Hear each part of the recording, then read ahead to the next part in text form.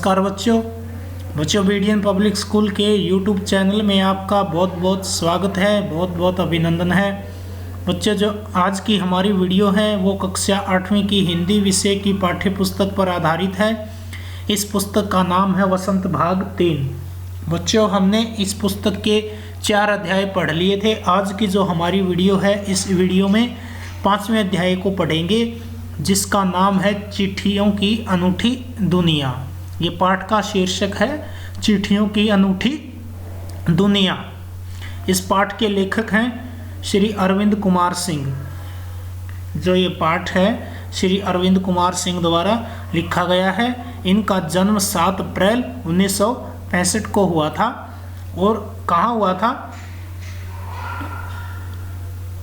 गोंडा कुंवर जिला बस्ती और उत्तर प्रदेश में इनका स्थान है। जो जन्म हुआ था 7 अप्रैल 1965 को, गोंडा कुंवर ये स्थान है, और जिला बस्ती उत्तर प्रदेश में। जिला इसका बस्ती है और राज्य कौन सा है? उत्तर प्रदेश। स्थान गोंडा कुंवर। ये वर्तमान के लेखक हैं, जो वर्तमान समय में ये अब तक जीवित हैं। 7 अप्रैल 1965 को इनका जन्म हुआ था। इन्होंने इस पाठ के माध्यम से चिट्ठियों की अनूठी दुनिया के माध्यम से क्या कहना चाहा है? अनूठी होती है अनोखी, यानी चिट्ठियों की जो अनोखी दुनिया है वह कैसी होती है। इस पाठ में अरविंद कुमार जी ने अपने इस लेख के द्वारा चिट्ठियों की अनूठी दुनिया के बारे में बताना चाहते हैं कि किस तरह से चिट्ठियाँ और पत्रों की दुनिया अनूठी है। जो चिट्ठियों की और पत्रों की जो दुनिया है वह अनूठी है, अनोखी है। आजकल का ज़माना व्हाट्सएप, एसएमएस, मोबाइल का ज़माना है, कोरियर का ज़माना है। चिट्ठियाँ कहीं पीछे खो गई हैं। जो चिट्ठियों का ज़माना है वह पीछे खो गया है। आगे देखो, लेकिन एक ज़माना ऐसा भी होता था जब चिट्ठियों की बहुत अहमियत थी। पुराने समय में एक ज़माना ऐसे होता था कि चिट्ठियाँ ही एसएमएस, ये जो आजकल एसएमएस भेजे जाते हैं, उस वक्त चिट्ठियों के द्वारा ही संदेश भेजे जाते थे। लोग डाकिया का इंतज़ार करते थे। डाकिया यानी जो चिट्ठियों को लाते हैं, भेजते हैं, अपने घर तक पहुंचाते हैं,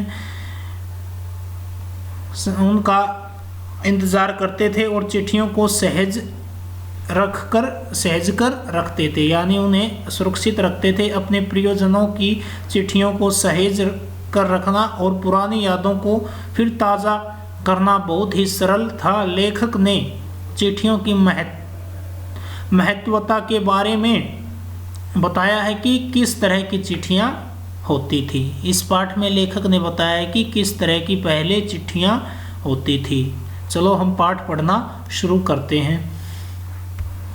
पत्रों की दुनिया भी अजीबोगरीब है, यानी जो पत्रों की दुनिया होती है वह अजीबोगरीब होती है और इसकी उपयोगिता हमेशा से बनी रही है।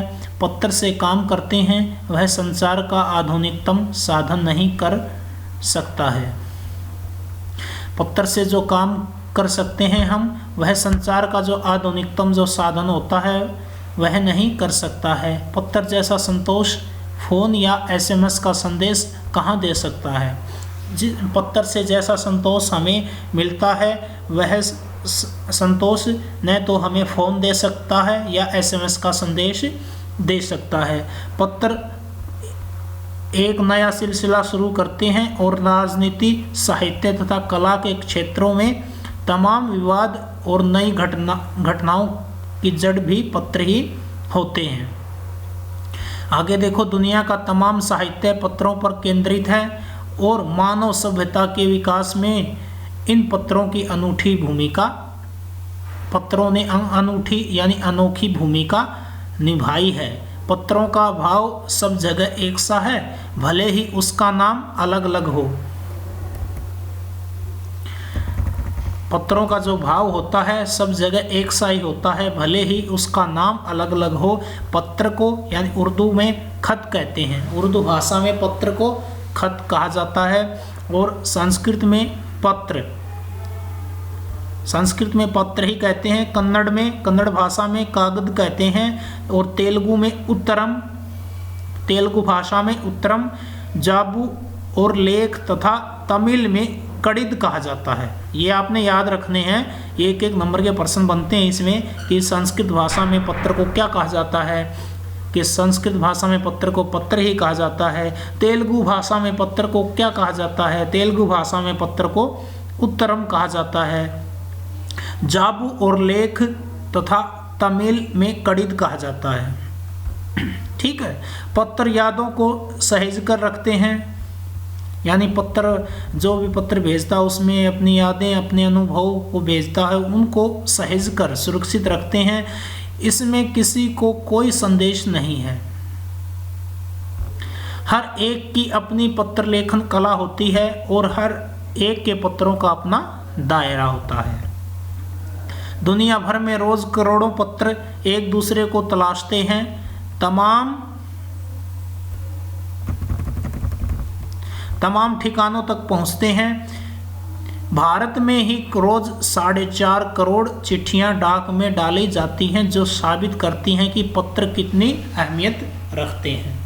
भारत में रोज जो डाकखाना होता है उसमें कितनी चिट्ठियां डाली जाती हैं, ये प्रश्न बनता है, तो आपने इसका उत्तर लिखना है 4.5 करोड़ रोज डाकखाने में चिट्ठियां या पत्र डाले जाते हैं। तो यह पत्र कितनी अहमियत रखते हैं। आगे देखो, पंडित जवाहरलाल नेहरू ने सन 1953 में सही ही कहा था, क्या कहा था, कि हजारों सालों तक संचार का साधन केवल हरकारे, रनर्स या फिर तेज घोड़े रहे हैं। हजारों सालों तक संचार का साधन यानी जो हरकारे, जो रेस वाले जो घोड़े होते हैं वे ही रहे हैं। उसके बाद पहिए आए, उसके बाद घोड़ों के बाद क्या आए, पहिए आए, पर रेलवे और तार से भारी बदलाव आया। इसमें रेलवे और तार से भारी बदलाव आया, परिवर्तन आया। तार ने रेलों से भी तेज गति से संवाद पहुंचाने का सिलसिला शुरू कर दिया। तार यानी टेलीफोन, पहले टेलीफोन तार वाले होते थे घरों में, लेकिन आजकल मोबाइल चल गए हैं। अब टेलीफोन वायरलेस यानी तार के बिना और आगे रेडार दुनिया बदल रहा है, और इससे आगे जो रेडार है वह दुनिया बदल रहा है। आगे देखो, पिछली शताब्दी में पत्र लेखन ने एक कला का रूप ले लिया है। डाक व्यवस्था के सुधार के साथ पत्रों को सही दिशा देने के लिए विशेष प्रयास किए गए। पत्र संस्कृति विकसित करने के लिए स्कूली पाठ्यक्रमों में पत्र लेखन का विषय भी शामिल किया गया है। यानी जो स्कूल का जो पाठ्यक्रम होता है उसमें भी पत्रों का लेखन कार्य शामिल किया गया है। क्योंकि इससे संस्कृति का विकास होता है। भारत ही नहीं, दुनिया के कई देशों में ये प्रयास चले और विश्व डाक संघ ने अपनी ओर से भी काफ़ी प्रयास किए। यानी दुनिया के कई देशों में यह प्रयास चल रहा है और यह प्रयास विश्व डाक संघ ने अपनी ओर से भी काफ़ी किया है। विश्व डाक संघ की ओर से 16 वर्ष से कम आयु वर्ग, यानी जिसकी 16 वर्ष से कम होती है आयु वर्ग वाले बच्चों के लिए पत्र लेखन प्रतियोगिताएं आयोजित करने का सिलसिला सन 1972 से शुरू किया गया। ये भी यहाँ पर एक प्रश्न बन रहा है, इम्पोर्टेंट प्रश्न है, बहुत ही महत्वपूर्ण है। क्यों? जिस बच्चे की आयु 16 वर्ष से कम होती है उन बच्चों के लिए पत्र लेखन प्रतियोगिताएं आयोजित की जाती हैं। और यह सिलसिला कब शुरू हुआ? 1972 से। और किसने शुरू किया? विश्व डाक संघ के द्वारा। ये संस्था है विश्व डाक संघ के द्वारा 1972 में यह सिलसिला शुरू हुआ। क्या कि जिन बच्चों की 16 वर्ष से कम आयु होती है उनके लिए पत्र प्रतियोगिताएं की जाती हैं। 1972 में है शुरू किया गया। यह सही है कि खास तौर पर बड़े शहरों और महानगरों में संचार साधनों के तेज विकास तथा अन्य कारणों से पत्रों की आवाजाही प्रभावित हुई है, पर देहाती दुनिया आज भी चिट्ठियों से ही चल रही है। लेकिन जो देहाती दुनिया होती है, देहाती समाज होता है, वहाँ पर आज भी चिट्ठियों से ही वहाँ की दुनिया चल रही है। फैक्स, ईमेल, टेलीफोन तथा मोबाइल ने चिट्ठियों की तेजी को रोका है। यानी फैक्स के चलने से, ईमेल के चलने से तथा टेलीफोन तथा मोबाइल, टेलीफोन होता है जो तार वाला टेलीफोन घर में, हमारे घरों में विद्यमान होता था, जिससे डोरी लगी होती, तार होती थी। और मोबाइल तो आप जानते ही हो, हर व्यक्ति के पास विद्यमान है आज के दौर में। यानी फैक्स, ईमेल, टेलीफोन तथा मोबाइल ने चिट्ठियों की तेजी को रोका है, पर व्यापारिक डाक की संख्या लगातार बढ़ रही है। जो व्यापारिक हैं और डाक की संख्या लगातार बढ़ रही है। व्यापारिक डाक की संख्या दिन प्रतिदिन उनमें बढ़ोतरी हो रही है। आगे देखो, जहाँ तक पत्रों का सवाल है, अगर आप बारीकी से उसी तह में जाएं तो आपको ऐसा कोई नहीं मिलेगा जिसने कभी किसी को पत्र न लिखा या न लिखाया हो, या पत्रों का बेसब्री से जिसने इंतजार न किया हो। हमारे सैनिक तो पत्रों का जिस उत्सुकता से इंतजार करते हैं उसकी कोई मिसाल ही नहीं। यानी जो सैनिक हैं, हमारे देश के जो जवान हैं, वे पत्रों का उत्सुकता से इंतजार करते हैं। एक दौर था जब लोग पत्रों का महीनों इंतजार करते थे, पर अब वह बात नहीं। परिवहन साधनों के विकास ने दूरी बहुत घटा दी है। पहले लोगों के लिए संचार का इकलौता साधन चिट्ठी ही थी, पर आज और भी साधन विकसित हो चुके हैं, क्योंकि आज वर्तमान में परिवहन के साधनों की कोई कमी नहीं है। इसलिए जो चिट्ठियों का जो संसार है वह कम हो गया है। आजकल चिट्ठियाँ इतनी नहीं लिखी जाती हैं। आगे देखो, आज देश में ऐसे लोगों की कमी नहीं है जो अपने पुरखों की चिट्ठियों को सहेज और संजोकर विरासत के रूप में रखे हुए हों। आज लोग चिट्ठियों को इतना महत्व नहीं देते हैं। पहले पुराने ज़माने में लोग चिट्ठियों को सहेज कर या संजोकर सुरक्षित रखते थे, लेकिन आज के समय में ऐसा नहीं होता है। या फिर बड़े बड़े लेखक, पत्रकारों, उद्यमी, कवि, प्रशासक, सन्यासी या किसान, इनकी पत्र रचनाएं अपने आप में अनुसंधान का विषय हैं। अगर आज जैसे संचार साधन होते तो पंडित नेहरू अपनी पुत्री इंदिरा गांधी को फोन करते, पर तब पिता के पत्र पुत्री के नाम नहीं लिखे जाते जो देश के करोड़ों लोगों को प्रेरणा देते हैं। यानी जवाहरलाल नेहरू ने अपनी पुत्री के नाम पत्र लिखे हैं, और वे पत्र आज देश के करोड़ों लोगों को प्रेरणा देते हैं। पत्रों को तो आप सहेज कर रख सकते हैं, पर SMS संदेशों को आप जल्दी ही भूले जाते हैं। कितने संदेशों को आप सहेज कर रख सकते हैं? तमाम महान हस्तियों की तो सबसे बड़ी यादगार या धरोहर उनके द्वारा लिखे गए पत्र ही हैं। भारत में इस श्रेणी में राष्ट्रपिता महात्मा गांधी को सबसे आगे रखा जा सकता है। तो राष्ट्रपिता किसे कहा जाता है? महात्मा गांधी को।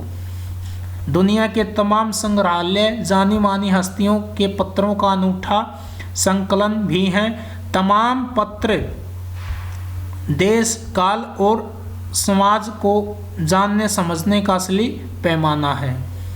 ये प्रश्न आ सकता है कि भारत में जो राष्ट्रपिता की उपाधि किसको मिली है, राष्ट्रपिता किसे कहा जाता है? तो महात्मा गांधी को राष्ट्रपिता कहा जाता है। इनका जन्म 2 अक्टूबर 1869 में हुआ था और इनकी मृत्यु हुई थी 30 जनवरी 1948 को, यानी आज़ादी मिलने के 1 वर्ष बाद इनकी मृत्यु हुई थी, इनका निधन हुआ था। आगे देखो, दुनिया के तमाम संग्रहालय जानी मानी हस्तियों के पत्रों का अनूठा संकलन भी है। तमाम पत्र देश, काल और समाज को जानने समझने का असली पैमाना है। भारत में आज़ादी के पहले महासंग्राम के दिनों में जो कुछ अंग्रेज अफसरों ने अपने परिवारजनों को पत्र में लिखे, वे आगे चलकर बहुत महत्व की पुस्तक तक बन गए। यानी पत्रों में जो कुछ लिखा, अपने भाव विचारों को जो पत्रों में प्रकट किया, वे आगे चलकर बहुत महत्व की पुस्तक बन गए। इन पत्रों ने साबित किया कि संग्राम कितनी ज़मीनी मजबूती लिए हुए था। आगे देखो, महात्मा गांधी के पास दुनिया भर से तमाम पत्र केवल महात्मा गांधी इंडिया लिखे आते थे और वे जहां भी रहते थे वहां तक पहुंच जाते थे। आज़ादी के आंदोलन की कई अन्य दिग्गज हस्तियों के साथ भी ऐसा ही था। गांधी जी के पास देश दुनिया की बड़ी संख्या में पत्र भेजते थे, देश दुनिया से बड़ी संख्या में पत्र पहुंचते थे गांधी जी के पास, पर पत्रों का जवाब देने के मामले में उनका कोई जोड़ नहीं था। कहा जाता है कि जैसे ही उन्हें पत्र मिलता था उसी समय वे उसका जवाब भी लिख देते थे। अपने हाथों से ही ज़्यादातर पत्रों का जवाब देते थे। जब लिखते लिखते उसका दाहिना हाथ दर्द करने लगता तो वे बाएं हाथ से लिखने में जुट जाते थे। महात्मा गांधी ही नहीं, आंदोलन के तमाम नायकों के पत्र गांव-गांव में मिल जाते हैं, पर पत्र भेजने वाले लोग उन पत्रों को किसी प्रशस्ति पत्र से कम नहीं मानते और कई लोगों ने तो उन पत्रों को फ्रेम कराकर रख लिया है, यानी सुरक्षित रख लिया है। यह है पत्रों का जादू। यही नहीं, पत्रों के आधार पर ही कई भाषाओं में जाने कितनी किताबें लिखी जा चुकी हैं।